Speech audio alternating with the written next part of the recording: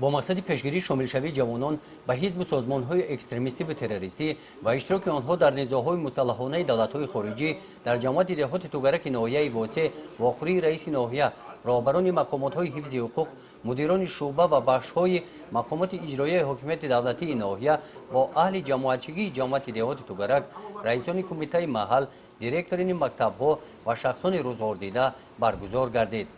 در این جمع آمد نمایندگان مقامات‌های حفظ حقوق برآمد نموده وضعیت امروزه جهان امروزه را با مثال و دلیل‌ها شرح دادند.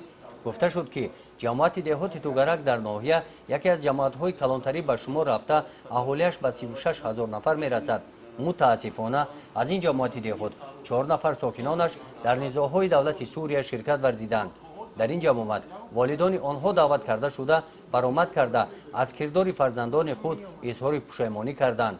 عمل ننگین چنین فرزندان والدان آنها را امروز سرسان و غمزده کرده است. چنین جوانان خلاف خواهش پدر و مادر رفتار نموده خیانت به ارزش‌های دینی و مذهبی نمودند. در جمع آمد قید کرده شد که اگر فرزندان در روحیه خوب تربیت یافته احترام والدان را به جا می آوردند آنها هیچگاه از خط کشیده پدر و مادر بیرون نمی برآمدند و امروز پدر و مادر خود را سرخم اهل دهه نکرده ناحیه را داغدار نمی کردند.